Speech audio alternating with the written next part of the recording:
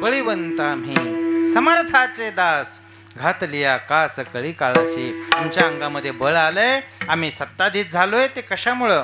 फक्त आणि फक्त आम्ही त्या देवाला शरण गेलो, फक्त आणि फक्त आम्ही त्याचे दास झालो. दास होण्याचा हा फायदा आहे. हा, इतरांचं दास व्हायचं नाही, देवाचं दास व्हायचं. देवाचं दास झाल्याच्या नंतर कळी काळावरती विजय मिळवण्याची ताकद येते. कळी काळाला पायदळी तोडवण्याची ताकद येते. हा संसार जगाला त्रास देणारा आहे, पण त्या संसाराला देखील पायदळी तुडवण्याची ताकद येते ती केवळ आणि केवळ देवाचं दास्यत्व स्वीकारल्याच्या नंतर. हां, आम्ही देवाचा दास झालोय, त्या समर्थाचा आम्ही दास झालोय. वास्तविक पाहता मरण भय आपण सुरुवाती उपोद्घातापासूनच हा विषय चाललाय आपला. मरण भयाला आपण त्रस्त झालेलो आहोत. बघा ना, माणसं मरणाच्या भीतीनंच मरून जातात. फार प्रत्यक्ष मरणच यावं असं काही नाही.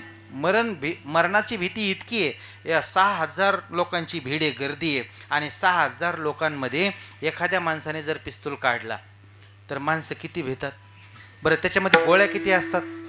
6. मरून मरतील किती? 6च. अहो 6 नाही, 600 मरते चंगराचंगरीनं. इतकी भीती वाटते त्या, इतकी भीती. जर सर्वसामान्य गोष्ट आहे, विचार आहे हा, पण तरी सुद्धा माणसं हा विचार करत नाहीत. मग एका गावाच्या कडेला साधू महात्मा राहायचे. आता आपल्या केंद्रेसारखं फाट्यावरती साधू महात्मा झोपडी बांधून राहायचे. साधूचं लक्षणच झोपडीमध्ये राहणं, निर्वाहापुरते अन्न आच्छादन, त्यालाच तर साधू म्हणायचं. हां, तोच तर खरा महात्मा आहे, बरोबर आहे की नाही? ते साधू महात्मे त्या फाट्यावरती गावाच्या कडेला राहायचे. आणि बरोबर त्यांनी पौर्णिमेच्या दिवशी गावाकडे एक काळी सावली येताना पाहिली. बस हटकलं त्या सावलीला. कोण आहात आपण? त्यांनी सांगितलं, मी काळ. कशासाठी चाललायत गावामध्ये? त्यांनी सांगितलं, उद्या 100 लोकांना नेण्यासाठी निघालोय. 100? अरे बापरे, का हो? नाही म्हटले, 100 लोकांचं एकदाच जाणं घडणार आहे आणि त्याच्यासाठी मी निघालोय. असं म्हटल्याच्या नंतर बघा, प्रारब्धामध्ये साधू असू द्या, संत असू द्या, देव असू द्या, कोणीही फेरबदल करत नाही. बाबा, तुझं ते कार्य आहे, बस जा, तुझ्या पद्धतीने तू तुझं कार्य कर. आणि मग ते काळ गावाच्या दिशेने निघाला. काळ गावामध्ये आला. सकाळी साधू महात्म्याला बातमी कळाली की गावातले 200 माणसं गेले. साधू महात्मा देखील आश्चर्यचकित झाला. माणसं खोटं बोलतात इतकं माहीत होतं म्हटले, पण काळ देखील खोटं बोलतो. रात्री मला काय सांगितलं त्यांनी? किती माणसं मारणार आहेत? 100 माणसं. आणि मेले किती? 200. परत काळ निघाला. साधू महात्म्याची भेट झाली आणि साधू महात्मा बोलू लागला, अरे काल तर तू मला सांगितलं की 100 माणसं जाणारे मी घेऊन, आणि आत्ता मात्र मला बातमी कळते की गावातले 200 माणसं गेले. त्यांनी सांगितलं, साधू महाराज, माझ्याकडे 100च फाशे तयार होते म्हणले घेण्याची. हां, हे दुसरे 100 गेले का? यांना फाशे टाकताना बघितलंय. हां, आणि हे घाबरूनच गेले. त्या कोरोनाच्या काळात तसंच झालं. दुसऱ्याचा वाढला की याचाच BP कमी व्हायचा, बरोबर? असे कितीतरी माणसं मरण भयाने जातात. मरण भय. मग त्या मरण भयावर देखील आपल्याला विजय मिळवता आला पाहिजे, सहज आपल्याला जाता आलं पाहिजे. आता मरण समोर आहे, पण त्या मरणाला भिण्याचं काही कारण नाही. बघा ना तुम्ही, वय वर्ष किती 80 झाले, 90 झाले, तरी माणसं त्याच्यात गुंतून येत. अहो, असं ठरवलंच पाहिजे. कसं ठरवलं पाहिजे? आम्ही आमची वळकुटी बांधून तयार आहेत. वळकुटी शब्द कळतो का तुम्हाला? कळतो. वळकुटी त्या पोताडीची नाही म्हणत मी. हां, वळकुटी बांधून तयार आहेत म्हणजे काय? गाथा पारायण करून तयार आहेत, ज्ञानेश्वरीचं पारायण करून तयार आहेत. बस, आम्हाला आता निघायचंय, काही अडचण नाही. परमार्थामध्ये जे जे म्हणून काही साधना सांगितल्या, त्या सर्व साधना आम्ही केल्या आणि आता आम्ही निश्चिंतपणे मरणार आहोत. हे कळालं पाहिजे, थांबायचं कळालं पाहिजे बऱ्याच वेळा. नाहीतर बघा ना, प्रवास करतोय. आता पुढच्या महिन्यामध्ये परीक्षा, मार्चमध्ये. एक हुशार विद्यार्थी असतो आणि एक ढ विद्यार्थी असतो. हुशार विद्यार्थी असा असतो बघा, ज्या वेळेस पेपर तयार आहे, त्याचा पुरवण्या घेऊन तयार असतो. आता गुरुजींना अनुभव आहे त्याचा. हां, पुरवण्या घेऊन तो तयार असतो. त्याचा पेपर 1.5 तासामध्ये, सुवाच्य अक्षर असतं त्याचं, 1.5 तासात त्याचा पेपर तयार झालेला असतो. आणि सर्व व्यवस्थित नीटनेटकेपणा असतो, टापटीपणा असतो. तो पेपर झाला की बरोबर 2 तास झाले. वेळ कितीचा असतो पेपरचा? बस, 1.25-2 तासात तो पेपर देतो आणि गुरुजीला म्हणतो, गुरुजी हा माझा पेपर तयार झाला. बस, त्याच्यानंतर दुसरा विद्यार्थी जो ढ, हां, तो आणखी त्याचं आस्ताव्यस्तच आहे. पेपर असतो इतिहासाचा आणि कॉप्या घेऊन येतो गणिताच्या. असं त्याचं काय सर्व अस्ताव्यस्त. बरं, पुरवणी नसते, अक्षर गचाळ असतं, ओळखूसुद्धा येत नाही. मग सर्व अस्ताव्यस्त. बस, कुठलं उत्तर कुठं येणार, कुठलं उत्तर काय. 2 तास झाले, 2 तास होऊन 5 मिनटं झाले. सरांनी सांगितलं पेपर आण. त्यांनी सांगितलं गुरुजी फक्त आता सर 5 मिनटं थांबा, आलंय उरकत म्हणले. आता तू मला दाखवणार आहे असं म्हटला, हा दाखवणार आहे असं म्हटला, आणि मग त्याला म्हणतो तू दाखव, याला म्हणतो दाखव. बस 2 तास, 2.25 तास होतात. सर येतात, तो पेपर हातातला हिसकाटून घेतात आणि म्हणतात निघा घरी. तसं मला त्या हुशार विद्यार्थ्याचं आणि ढ विद्यार्थ्याचं इथं काहीच घेणं देणं नाही. बघा ज्यांचा पेपर तयार आहे, 1.5 तासामध्ये ज्यांनी पेपर तयार केलाय, लिहिलाय, सुवाच्य अक्षर, टापटिप्पणा, ते म्हणजे संत आहेत. आणि आपलं गुऱ्हाळ राहिलेलंच आहे ते म्हणजे आपण आहेत. बरोबर आहे की नाही? ढ विद्यार्थी कोण? आपण. आपलं सर्वच राहिलंय. मुलीचं लग्न राहिलेलं आहे, ते शेजारचं 1 एकर घ्यायचं राहिलेलं आहे. हां, मरणाच्या दाढेत तरी 1 एकर सोडीतच नाही शेजारचं, असा त्याचा ठरलेला असो. पण असं म्हणत नाही की मी आता परिपूर्ण झालो आहे, आता कुठल्याही माझं मन गुंतलेलं नाही, कुठलीही आशा माझी शिल्लक राहिलेली नाही, आशा सर्व संपुष्टात आल्या आणि आता मला निर्भयपणे निघायचे असं म्हणत नाहीत. परमपूज्य सद्गुरू घुले महाराजांचं वाक्य, विठ्ठल महाराज घुले बघा पाठामध्ये बाबा नेहमी बोलायचे की माणसाने संसार करत असताना एक वेळ अशी आली पाहिजे की सर्व गाठोडे बांधून आपण तयार असलो पाहिजेत. सर्व गाठोडे बांधून निघायचंय कुठं? निजाच्या माहेराला, भेटी रखुमाईच्या वरा. कारण आम्ही परमार्थामध्ये अट्टहास केला, याचसाठी केला होता अट्टहास, शेवटचा दिस गोड व्हावा. आम्हाला निघायचंय कुठं? माहेराला जायचंय. बघा ना, 60-70व्या वर्षी सुद्धा आपल्याला माहेरचा निरोप आला की आनंदाला उधाण येतं की नाही? येतं की नाही? बोला माता भगिनी, येतं. आपल्याला माहेराला जावं वाटतं की नाही? जावं वाटतं. माहेर हे आनंद देणार आहे आणि सासर हे दुःख देणार आहे. वास्तविक पाहता जग हे सासर आहे आणि देव म्हणजे आपलं माहेर आहे. माहेराला जाताना आपण किती आनंदित असायला पाहिजे, दुःखाचं काही कारण नाही. बाई बाई जाते ग माहेराला, आनंद पंढरी आहे माझे माहेर सासर. हा, इथपर्यंतचा प्रवास करायचा आहे, माहेरचा प्रवास करायचा आहे. माझे माहेर माझे माहेर आहे भीम रे चालते, आहे भीम रे चालते, आहे भीम रे चालते, आहे भीम रे चालते, आहे भीम रे चालते, आहे भीम रे चालते. बाप आणे आई, बाप आणे आई, माझी विठ्ठल रखुमाई, माझी विठ्ठल रखुमाई, माझी विठ्ठल रखुमाई. माझे माहेर पंढरे, माझे माहेर पंढरे, आहे भीम रे जाती रे, आहे भीम रे जाती रे.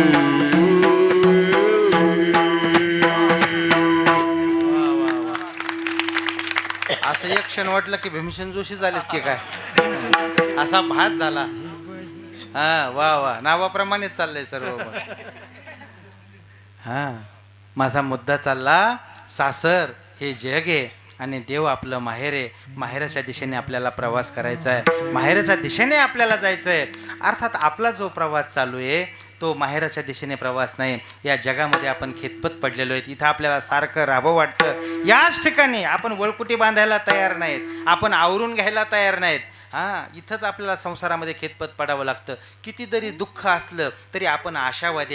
आशावादी कशाचे हो? आशावादी नाही म्हणायचं. संसारामध्ये एक शब्द आहे त्याला, पण त्या शब्दाला मी स्पर्श करत नाही. हां, दिस येतील दिस जातील, नवा आशावाद लोकांचा.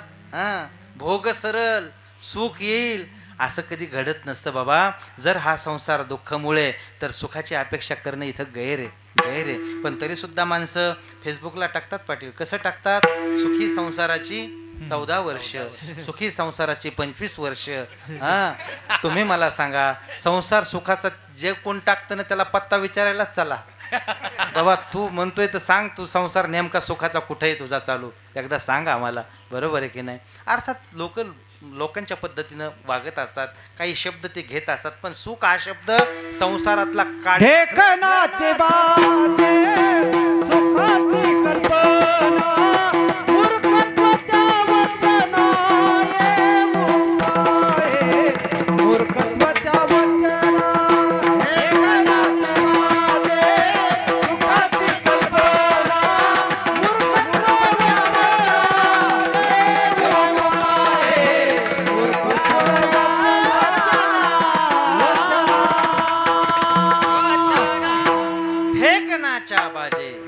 सुखाची कल्पना हा झेकणाच्या बाजूवर काय सुखाने निद्रा येईल का आपल्याला? नाही नाही. तसा संसार जर दुःखमुळे तर सुखाची कल्पना इथं करणं गैर आहे. या ठिकाणी सुख नाही. मग सुखासाठी प्रयत्न सुखासाठी प्रयत्न करायचे. त्याच आम्ही दास कोणाचे झालोय? समर्थाचे दास झालोय. मग आम्ही बळीवंत झालोय. आमच्या अंगामध्ये बळ आलंय. कशासाठी बळ आलंय? काय बळ आहे हे? या बळाचा वापर कुठं करायचा? या बळाचा वापर इतरत्र करायचा नाही. या बळाचा वापर आम्हाला काळाशी करायचा आहे. कास घालो लोणी बळकट घालोनी बळकट कास घालोनी बळकट कास झालो कळी काळावरी झालो कळी काळावरी झालो कळी काळावरी केली पाय वाटा केली पाय वाटा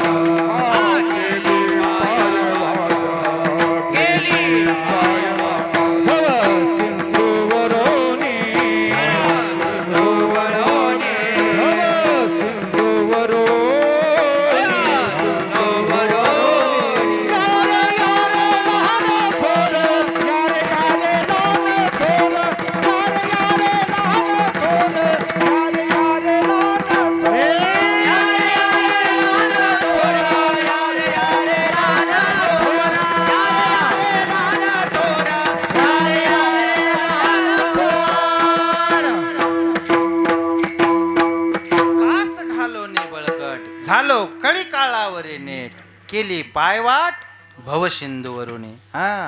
यारे यारे लहान थोर याती भलते नारी नर.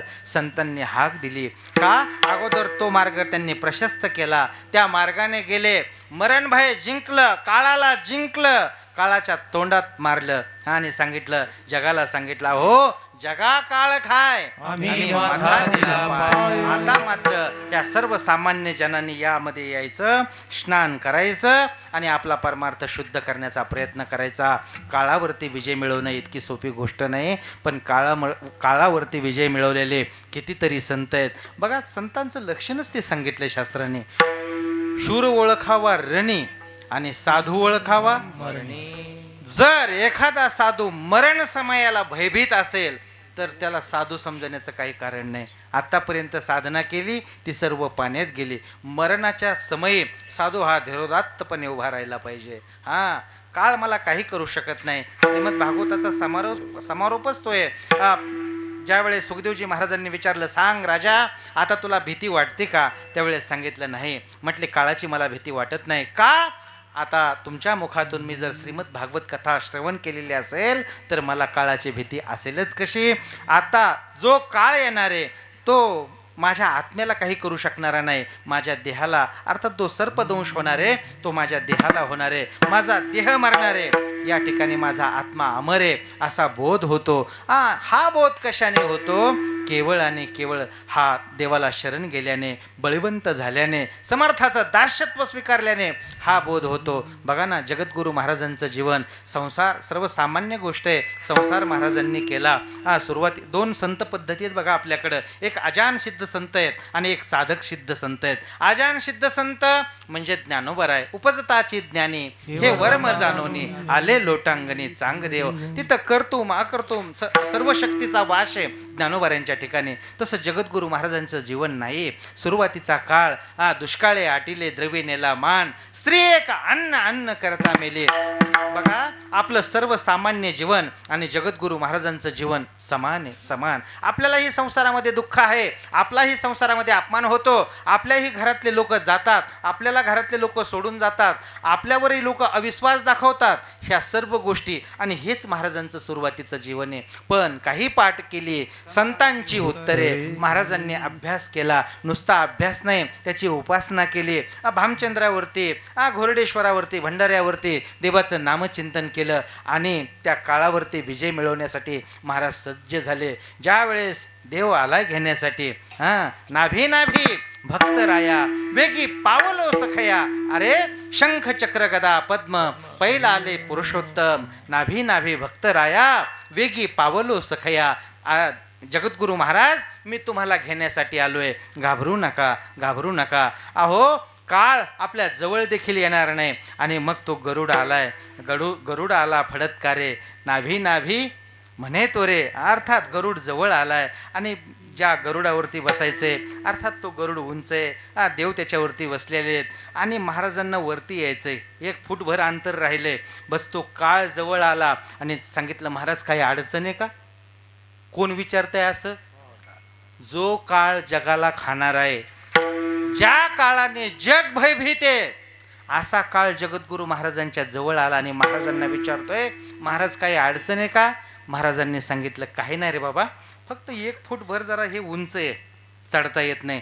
म्हटले, मग महाराज थांबा, 1 फूटभर उंच आहे ना, माझ्या डोक्यावरती पाय ठेवा आणि तुम्ही सहज वरचा प्रवास करू शकताय. काळाच्या डोक्यावरती महाराजांनी पाय ठेवला आणि देवाच्या हातात हात दिला. ही सत्ता कोणाची? कोणाची सत्ता? ही देवाची सत्ता आहे. जर आपला परमार्थ निर्भेळ निष्कलंक असेल तर इथपर्यंतचा प्रवास घडू शकतो. विठ्ठल विठ्ठल.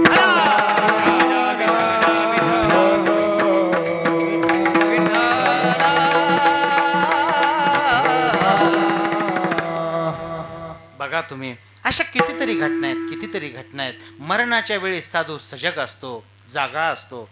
भीष्माचार्यांचं जीवन घ्या. जोपर्यंत उत्तरायण लागत नाही तोपर्यंत मला मरण्याचा अधिकार नाही. दक्षिणयान आणि उत्तरायण ह्या 2 गोष्टी सांगितल्या. ज्यावेळेस उत्तरायण लागल त्यावेळेस मात्र आम्हाला जायचंय. त्यावेळेस ती मोक्षदायिनी दिशा, त्या मोक्षाकडे घेऊन जाणारे ती आहे. आणि उत्तरायण लागलं की आम्ही मात्र आमचा ध्येय सोडणार. तोपर्यंत आम्ही आमचा ध्येय सोडणार नाहीत. अशा कितीतरी गोष्टी आपल्या महाराष्ट्रामध्ये घडलेल्या आहेत. ठाकूरबाच्या जीवनाबद्दल कथा सांगितली जाते. परमपूज्य सद्गुरू मोतीराम महाराजांच्या जीवनाबद्दल कथा सांगितली जाते. तिकडे भगवान बाबाच्या बद्दल कथा सांगितली जाते. अशा कितीतरी कथा आहेत. पण सर्वात महत्त्वाची गोष्ट, काळाच्या देखील माथ्यावरती पाय देता येतो आणि देव काळ सार्थक केला त्यांनी. धरिला म्हणे विठ्ठल. ज्यांनी मनामध्ये विठ्ठल धरलेला आहे, रात्रंदिवस ते विठ्ठलाचं चिंतन करतायत, अशा लोकांनी काळाच्या माथ्यावरती पाय दिलेला आहे. काळ सहज सहज सहज त्यांचं काही वाकडं करू शकत नाही तो काळ. चला मेवाडमध्ये, मेवाडचे संत मीराबाई. मीराबाईचं जीवन आपल्याला सर्वांना माहिती आहे. तुम्हाला आळस आला का? नाही ना? ऐकताय ना तुम्ही? फार महत्त्वाची गोष्ट सांगतो. मेवाड, बस मीराबाई ज्यावेळेस भक्ती करायला लागल्या त्यावेळेस घरच्या लोकांनी विरोध केला. आणि बघा, माणसा असंच आहे, भक्तीला लागला की लोकांचा विरोध सुरू होतो. माळच घातली, गंधच लावला. आता काय कथाच ऐकतेत, आता कथेलाच चाललेत, कीर्तनच चालू. बघ, लोकांचं म्हणणं हा असा, तो तसा, ती तशी, हा असा. मग त्याला विचारायचं तू कसा, असं विचारायचं. लोकांचं चाललेलं असतं हे. हा लोकांचा स्वभाव आहे. परमार्थाला लागला की माणसं नाव ठेवायला तयार आहेत. पण अडचण त्याची नाही बरं. सर्वात महत्त्वाची गोष्ट, ज्या परमार्थाला आपण लागलोय आणि परमार्थाच्या आपण वाटेने निघालोय, तर मागं वळून बघण्याचं काही कारण नाही. तो हत्ती ज्यावेळेस निघतो रस्त्याने, किती भुकतात कुत्री. हत्तीने मागं वळून न बघणं हेच त्याचा हत्तीपणी. विठ्ठल विठ्ठल. जर त्याने मागं वळून बघितलं तर त्याचं हत्ती पण धोक्यात येईल. त्याच्यामुळे त्यांनी मागं वळून कधी बघायचं नाही. तो आदर्श आपण आपल्या जीवनात घ्यायचा. परमार्थ करत असताना लोक व्यवहारे, लोक नाव ठेवतात. तसं मीराबाईच्या घरच्या लोकांनी नाव ठेवायला सुरुवात केली. म्हटले उठलं की भजन. आत्तापर्यंत तुझं भजन वाड्यामध्ये चालत होतं, आता मात्र चौकात तुझं भजन आलंय. साधू संत गोळा करते काय, हे भगवे संन्यासी गोळा करते काय, गायक वादक गोळा करते काय, तुझं भजन चालू. हे आम्हाला न पटणारी गोष्ट आहे. असं म्हटल्याच्या नंतर मीराबाईने सांगितलं की आम्हाला भजन प्रिय आहे, बास दुसरं काही प्रिय नाही. त्यावेळेस घरच्या लोकांनी ठरवलं हे ऐकायला तयार नाही. मग काय केलं त्यांनी? विषाचा प्रयोग केला. विषाचा प्रयोग. ज्या दिवशी राजाने विषाचा प्याला मीराबाईच्या दिशेने पाठवला, त्यावेळेस एक सखी, मीराबाईची अंतरंग सखी होती, ती पळत गेली आणि मीराबाईला बोलू लागली, हे बघ मीराबाई, आज जो प्याला घेऊन येणार आहेत लोक, त्याच्यामध्ये विष आहे, ते तू प्राशन करू नको, ते तू पिऊ नको. जर तू ते पिलीस तर तुला मरावं लागेल. असं म्हटल्याच्या नंतर बघा, सज्जन माणसाला दुर्जनाची बुद्धी कधीच कळत नाही. कधीच कळत नाही. काय वाढून ठेवलेलं आहे पुढं. सज्जन माणूस हा सरळ असतो, तसं मीराबाईचं अंतकरण सरळ, कारण ते साधूचं अंतकरण होतं. मृदू सभाय नवनीत तैसे सज्जनाचे चित्त. इतरांच्या बद्दल द्वेष येण्याचं आणि इतरांच्या बद्दल काही मनामध्ये येण्याचं काही कारणच नाही. बस मीराबाईंनी त्या सखीला समजून सांगायला सुरुवात केली. अगं सखी बावरी, वेडी झाली की काय तू? काल परवाच वृंदावनामध्ये रासलीला झाली आणि रासलीला खेळून भगवान कन्हैया राधाराणी थकले आणि ज्या वेळेस त्यांचे पाय धुतले त्या पायाचं तीर्थ माझ्यासाठी त्यांनी पाठवलं आणि आता ते मी प्राशन करणार आहे. असं म्हटल्याच्या नंतर सखी म्हटली, बाई तुझं मरण जवळ आलंय, त्याला मी काय करणार, मी तुला सांगते, तू ऐकायला तयार. खरं तसंच झालं. विषाचा प्याला आला आणि मीराबाईने घाटाघाटा विष पिलं. जर परमार्थ करत असताना बघा या भक्तीची ताकद आहे, भक्तीची ताकद आहे. विष पेल्याच्या नंतर सुद्धा रक्षण करणारा देव आहे. पण मीराबाईला एक गोष्ट बोचली, आपण जर भजन करतोय आणि भजनामुळं जर ह्या लोकांना इतका राग आहे तर इथं भजन करायचं नाही. चला देवाच्या दरबारामध्ये जाऊ, चलो वृंदावन. वृंदावनला मीराबाई निघाल्या. पण तिथं काय मीराबाईचं स्वागत केलं का? भक्तीचे ठेकेदार होते, प्रेमाचे ठेकेदार होते. अशा लोकांनी मीराबाईला भजन करण्यासाठी प्रतिबंध केला. चौकामध्ये भजन काय गाते? काही नियमित भजनाचे. तू जरी या ठिकाणी ही प्रेमभूमी असली तरी या ठिकाणी मर्यादा आहेत. कोणी गायचं कोणी गायचं नाही. जीव गोस्वामी आले आणि ते तर फार बोलले मीराबाईला, बाई या ठिकाणी स्त्रियांनी या आश्रमात यायचं पण नाही आणि या ठिकाणी भजन गायचं नाही. मीराबाईंनी उत्तर दिलं की या वृंदावनामध्ये फक्त आणि फक्त एकच पुरुष आहे असं मी ऐकून होते, पण इथं आल्याच्या नंतर तुम्ही देखील पुरुष आहात असं आज मला कळालं. उपेक्षेने बोलल्या. भजन चालू आहे, भली अलोट गर्दी आहे, सर्वांना भाव समाधी लागली आणि मीराबाई गातायत. ते गाणं काय साधन आहे, भाव समाधी, भाव विभोर करणारं ते गाणं. आणि सर्व समाज स्तब्ध झालेला आहे.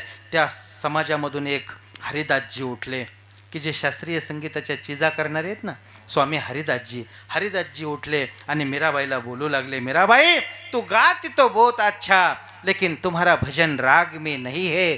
त्यावेळेस मीराबाईनं उत्तर दिलं, स्वामी हरिदास, मनुष्य को रिझाने के लिए राग की जरूरत होती है और परमात्मा को रिझाने के लिए अनुराग की जरूरत होती है. अनुराग पाहिजे, देवाला अळवायचंय, देवाच्या दिशेने आम्हाला प्रवास करायचा आहे, तर त्या ठिकाणी रंजवण्याचं काही कारण नाही. आमचं प्रेमातून चाललेलं आहे. त्या ठिकाणी मीराबाईंना खूप विरोध झाला आणि मग ठरवलं, आता माझा मुद्दा चाललाय कास घालोनी बळकट. कास घातली कळी काळावरती, त्याबद्दल मला इतका विस्तार करणं चाललंय माझं. मीराबाईंनी सांगितलं, जर हे लोक या ठिकाणी माझा अपमान करीत असतील, माझा अपमान म्हणण्यापेक्षा कन्हैयाचा जर अपमान करीत असतील तर या वृंदावनात राहणं आता ठीक नाही. मग कुठं निघायचं? देवाच्या दिशेने प्रवास करायचा. कुठं जायचंय? द्वारकेला जायचंय. चलो द्वारका. बस द्वारकेकडे मीराबाई निघाल्या आणि त्या ठिकाणी राहू लागल्या. इकडे मेवाळमध्ये दुष्काळ पडला, आवर्षण आलं, अर्थात गाई ढोरं वासरं सर्व मरू लागले. एक शिष्टमंडळ त्यांनी मीराबाईंकडे पाठवलं आणि सांगितलं, मीराबाई तुम्हाला आता मेवाडमध्ये यावं लागेल. अरे दुष्काळ पडलाय त्या ठिकाणी. ज्या वेळेस एखाद्या साधूचा अपमान होतो, एखादा साधू आपल्या दारातून विन्मुख जातो, एखादा महात्मा आपण त्याला गावातून हाकलून देतो, अशा वेळेस मात्र आपल्याला दुष्काळाला सामोरं जावं लागतं. ज्या वेळेस साधूचा छळ केला जातो त्या वेळेस सर्वसामान्य जीवाला दुःखाला सामोरं जावं लागतं. आणि तशीच परिस्थिती झालेली त्या ठिकाणी. ते आले, म्हटले काही करून चला. मीराबाई बोलतायत, देवाची आज्ञा घेतल्याशिवाय मी आता परत येणार नाही. आणि मंदिराच्या दिशेने, देवाच्या दिशेने मीराबाई निघाल्यात. आपोआप घंटानाद चालू झाला. आपोआप त्या देवळामधले दिवे लागले आणि मीराबाई पुढे चालतायत. त्या मूर्तीला दरदरून घाम आला. मी फक्त माझ्या देवाची आज्ञा घेते, त्याने जर हो म्हटलं तर मी तुमच्यासोबत यायला तयार आहे. असं म्हटल्याच्या नंतर मीराबाई आणखी देवाच्या जवळ, आणखी कोई रोके नाही, कोई टोके नाही, फक्त जीवन तुला समर्पित आहे देवा. आता मात्र देवाशी संवाद करू लागल्या. आत्तापर्यंत तुझ्यासाठी जीवन जाळले, संसार जाळला, फक्त आणि फक्त तुझ्या दिशेने मी निघाले आणि तुझ्या दिशेने प्रवास करत असताना किती रे संकट भक्तावरती. तुझी भक्ती करायची की नाही करायची असा आम्हाला प्रश्न पडतोय. आणि देव देखील, बस देवाला देखील संदिग्धता आहे देवाच्या चेहऱ्यावरती. होते, अरे माझ्या भक्ताला किती दुःखाला सामोरं जावं लागतं, किती दुःख भोगावे लागतात. त्या मूर्तीला दरदरून घाम आला. जशी जशी मीराबाई जवळ येते तशी तशी ती मूर्ती हादरते, मूर्ती चळचळ कापते देवाची. बघा, ही घटना काही एकच घटना नाही. अशीच घटना पश्चिम बंगालमध्ये, पश्चिम बंगालचा गौरव गौरांग महाप्रभू हरी बोल हरी बोल हरी बोल म्हणत म्हणत त्या जगन्नाथाच्या देहामध्ये विसर्जित झाले. अशीच दुसरी घटना महाराष्ट्रामध्ये, अर्थात आपली सर्वांची अस्मिता, आपल्या परमार्थाचा सर्वोच्च मानबिंदू म्हणजे जगद्गुरु तुकोबाराय फाल्गुन वद्य द्वितीयेला पांडुरंग पांडुरंग आम्ही जातो तुम्ही कृपा असू द्यावी सकळा सांगावी विनंती माझी.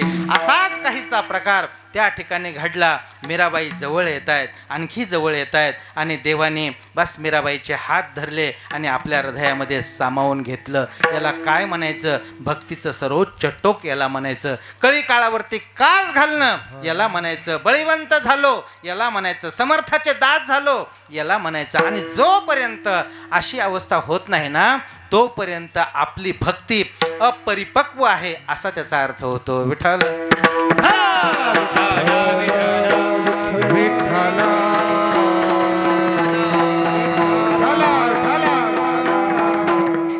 बळीवंत आम्ही समर्थाचे दास, घातली आकाश कळी काळाशी. तेथे मानसाचा, अर्थात दुसरं चरण आहे, वेळ झालाय आपला. दुसरं चरण, तेथे मानसाचा कोण आला पाड, उल्लंघनी जड गेलो आधी. जर आम्ही काळाला जर पायदळी तुडवलं तर मग काही लोकांनी विचारलं, महाराज माणसांच्या बद्दल तुमचं काय मत आहे? अहो म्हटलं, आम्ही माणसाला मोजायलाच काही तयार नाहीत. माणसाला काय मोजायचं? कारण माणसं विचित्र आहेत, बरोबर आहे की नाही? आज आपल्या संघ असतात, उद्या आपल्या संघ नसतात. लोकांचा स्वभाव येतो. जोपर्यंत, आता आपण नेहमी हे ऐकलेलंच आहे आपण, जोवरी चळन गा जोपर्यंत आपल्या अंगामध्ये पाटव्य शक्ती आहे तोपर्यंत आपल्या सोबत लोक आहेत. अहो, आपल्या जवळ जर पैसा असेल, आपल्या अंगात जर ताकद असेल तर आपल्या सर्व घरातल्या वस्तू देखील त्यांना गोड वाटतात.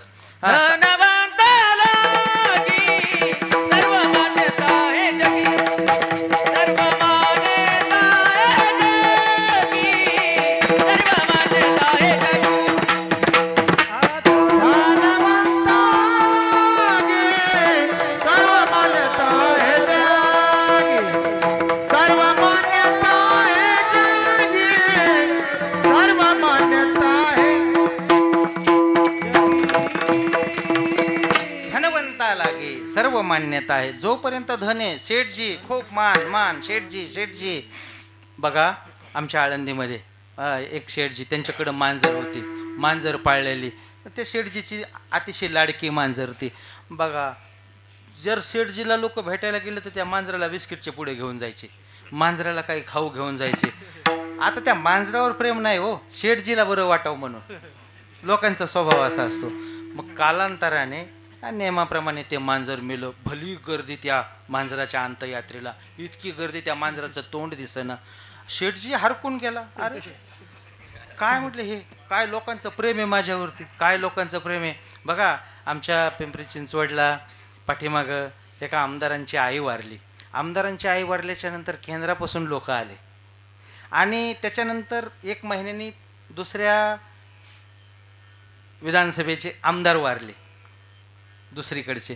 तर मला वाटतं ठराविकच माणसं भेटायला आले. लोकांचा स्वभाव आहे, आई वारली केंद्रापासून माणसं आली, तसं मांजर वारली सर गाव सारा जथ्थाच्या जथ्था आला. आणि नंतर शेठजीच गेली. शेठजी गेल्याच्या नंतर एक माणूस आला नाही. कारण आता कोणाला बरं वाटावं आणि कोणासाठी जायचंय? शेठजी जर गेला, ज्याला बरं वाटायचं त्याच्यासाठी तो आपण इतका अट्टहास करायचो, तोच गेला, मग आता जायचंच कशाला? कोणी नाही. नगरपालिकेच्या लोकांनी शेठजीला नेलं. ही अशी अवस्था आहे लोकांची. लोकांना मानण्याचं काही कारण नाही. लोकांचा स्वभाव आहे, लोकांचा स्वभाव. बघा ना, जोपर्यंत आहे तोपर्यंत आहे. मला एक वाक्य तुम्ही जर नीट बारकाईनं ऐकलं तर लक्षात येईल बघा, ते नाहीतर लक्षात येणार नाही. बघा ना, लोकांचा स्वभाव. महाराष्ट्रामध्ये 2 बंड झाले. 2 बंड झाले. एक बंड असं झालं की ते घरातून बाहेर येत नाहीत म्हणून झालं, आणि दुसरं बंड ते घरात बसत नाहीत म्हणून झालं. येईल लक्षात तुमच्या. विठाला विठाला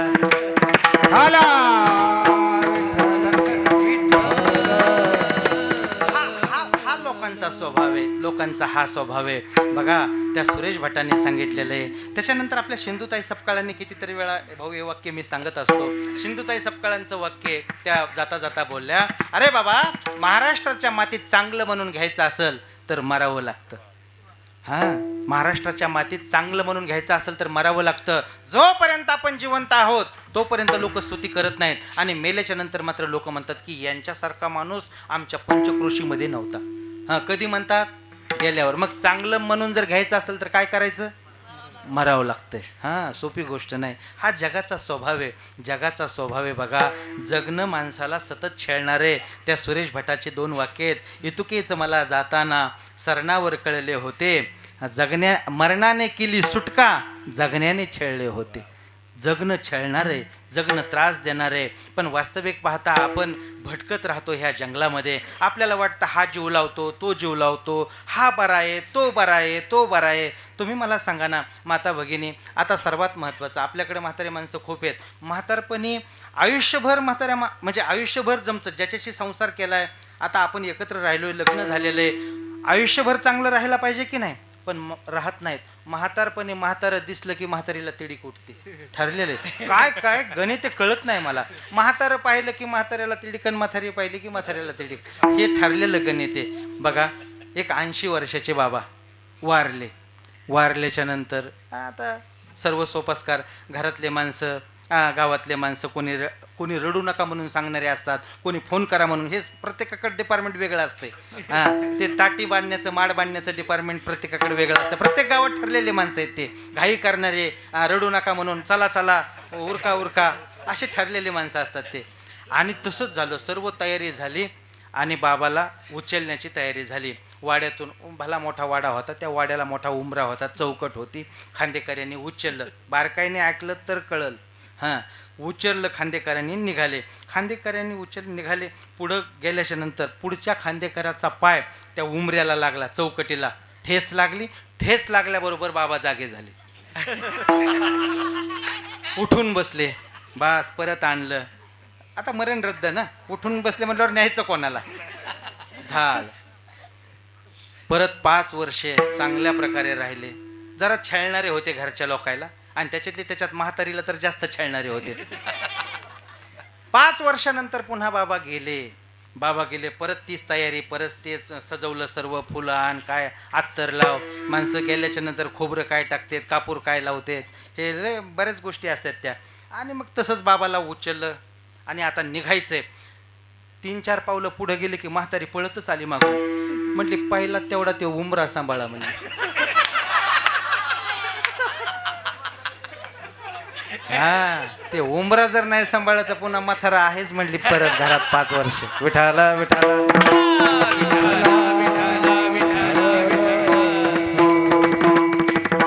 तेथे माणसाचा कोण आला. इतकं करणं गरजेचं आहे, नाहीतर उद्या पंखाचे उद्या कूलर आणून ठेवा, म्हणजे ते उपरनं घ्यायची गरज पडणार नाही. विठाला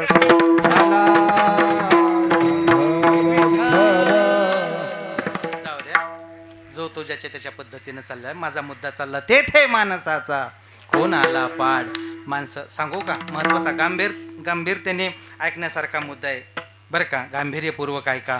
सर्वात महत्त्वाची गोष्ट त्या सुरेश भटांचे ते शब्द आहेत. आणखी महत्त्वाची गोष्ट सांगतो, जोपर्यंत आपल्याला गरज आहे तोपर्यंत लोक आपल्याला सहकार्य करत नाहीत. हां, प्रत्येकाने आपल्याला सहकार्य करावं असं वाटतं, कारण बघा ना, ह्या आयुष्यामध्ये ठेचा माणसाला लागतातच. हां, ठेचा लागतात. आणि मला वाटतं म्हणण्यापेक्षा मी एक सदर वाचलं परवा, की माणसाला ठेच लागलीच पाहिजे. नुसती ठेच लागली नाही पाहिजे, पाय रक्ताभंबाळ झाला पाहिजे. नुसता रक्ताभंबाळ नाही झाला पाहिजे, ती जखम हाडापर्यंत गेली पाहिजे, इतकी माणसाला ठेच लागली पाहिजे. ते सदर बोलतंय, इतकी माणसाला ठेच लागली पाहिजे. जवळच्या माणसाने धोका दिला पाहिजे, जवळचा माणूस आपल्याला सोडून गेला पाहिजे, जवळच्या माणसाने नको नको ते बोललं पाहिजे, जवळच्या माणसाने आपल्यावर संशय घेतला पाहिजे, जवळच्या माणसाने ऐन वेळेला आपल्याला दगा दिला पाहिजे. मी आहे, तू हे काम कर, आणि लगेच तिने गायब झालं पाहिजे. हां, हे तर खरं ठेच लागण्याचं लक्षण आहे. प्रत्येक कार्यामध्ये, संसारामध्ये असो वा सामाजिक कार्यामध्ये असो, प्रत्येक वेळी ठेच लागली पाहिजे. एखाद्याने जर पैसे घेतले तर ते त्यांनी पैसे परत कधी दिलेच नाही पाहिजेत. त्याच्या अडचणीच्या काळाला जर आपण मदत केली तर परत त्यांनी आपल्याला कधीच मदत केली नाही पाहिजे. तो कृतज्ञपणे आपल्यावर उलटून पडला पाहिजे. ते सदर म्हणतंय ठेच लागलीच पाहिजे, ठेच लागली पाहिजे. रक्ताभंबाळ पाय झाला पाहिजे. आणि ज्या वेळेस एकाएकी जीवन वाटतंय, आत्महत्येचा विचार येतो, अशा वेळी मग मनुष्य आतून मजबूत बनत जातो. अरे गड्या, मला आता कोणाची गरज नाही. ह्या सर्व लोकांनी मला धोके दिले, सर्व लोक मला बेमान झाले, आता या लोकांची मला गरज नाही. मी माझ्या पद्धतीनं चालणार. एकटा चिलोरीची भाषा. त्यावेळेस तिथे कोणावर अवलंबून राहण्याचं काही कारण नाही. आणि बऱ्याच वेळा असं घडतं, मनुष्य दुसऱ्यावर अवलंबून राहता राहता स्वतःची शक्ती विसरून जातो. त्याच्यामुळं स्वतःची शक्ती कधी विसरू देऊ नका. जीवन जगत असताना आघात अनेक आहेत, अनेक संकट आहेत, पण त्या संकटाला पायदळी तुडवत पुढं चालायचं आणि आपलं जे ध्येय आहे ते गाठण्याचा प्रयत्न करायचा. ज्या वेळेस आपल्याला गरज आहे त्यावेळेस गावातले लोक सहकार्य करायला तयार नाहीत. बघा ना, म्हातारपणी आजोबा थकलेले आहेत, वडील थकलेले आहेत, त्या मुलीचे 10 वेळा निरोप जातो तिच्या सासरी, बाई ग आता माझे काही दिवस राहिलेत, तू मला भेटण्यासाठी ये. पण ती तिचे कारण सांगते, आता यांचं ऑफिसचं जाणं आहे, मुलांची शाळा आहे, मला काही शक्य नाही, असा ती परत निरोप पाठवते. आणि मग एकदा हे गेले की ती हंबरडा फोडत रडत येते आणि मग म्हणते, बाबा डोळे उघडून बघा ना, एकदा तरी बोला ना. नंतर बोलणं नाही, नंतर बघणं नाही. बघा, ते सुरेश भट बोलतात, एक मेलेल्या माणसांचं शब्दांकन केलंय त्यांनी. माणूस मेला आणि नंतर लोक कसा व्यवहार करतात ते या शब्दामध्ये त्यांनी सांगितलेलं आहे. सजवत होते मला, ऐका, सजवत होते मला, मी शांत निजलो होतो, बहुतेक आसवांच्या धारेने मी चिंब भिजलो होतो. ऐकताय तुम्ही?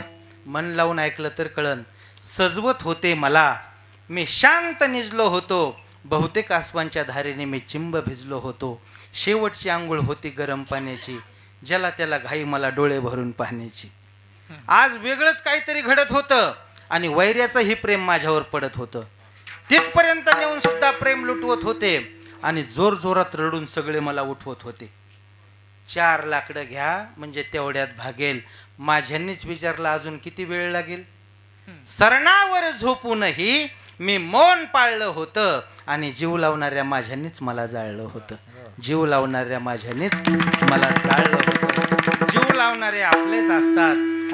आपण ज्यांना जीव लावलाय ते आपलेच असतात. त्यांच्यासाठी आपण रात्रंदिवस पळालेलो असतो. रात्रंदिवस आपल्या सुखाची राख रांगोळी केलेली असते. आपण आपल्या कधी सुखाचा विचार केलेला नाही. आपण कधी कुठे फिरायला गेलो नाही. आपण कधी कुठल्या तीर्थयात्रेला गेलो नाही. का? मुलांचं शिक्षण आहे, मुलांना मोठं करायचंय, मुलांना मोठं करायचंय. जरूर मोठं करा. त्यांना चंद्राला स्पर्श करायला शिकवा, त्यांना ताऱ्याला स्पर्श करायला शिकवा, पण सर्वात महत्त्वाची गोष्ट त्यांना कधीतरी आपल्या पायाला देखील स्पर्श करायला शिकवा. जोपर्यंत आपण आपल्या पायाला स्पर्श करायला शिकवत नाहीत तोपर्यंत ही पिढी संस्कारहीन होणार. शेवटी आपल्याला विसरलेली असणार. बघ, कितीतरी आपण बातम्या वाचतोय पेपरमध्ये, अमेरिकेमध्ये मुलं शिकायला आहेत, कुठं बाहेर जपानला मुलं शिकायला आहेत. आणि ज्यावेळेस आई वडील वारतात त्यावेळेस त्या मुलांना संदेश दिला जातो की तुमचे आई वडील गेलेत, तुम्ही या. तर त्यावेळेस ते सांगतात की आम्हाला वेळ नाही, काय पैसे पाठवायचे तर ते सांगा आणि अंत्यविधी तुम्ही उरकून घ्या. आपल्या हातामध्ये सोशल मीडिया आपण बघतोय, रोज अशा बातम्या बघतोय. मग हे सर्व असं करत असताना माणसावरती विश्वास ठेवण्याचं काय कारण आहे? माणसावरती अवलंबून राहण्याचं काय कारण आहे? तेथे माणसाचा कोण आला पाड, उल्लंघुनी जड गेलो आधी. आणि आपल्या सेवेला या ठिकाणी विराम द्यायचा आहे. अगोदर भजन घेऊया. विठोबा रखुमाई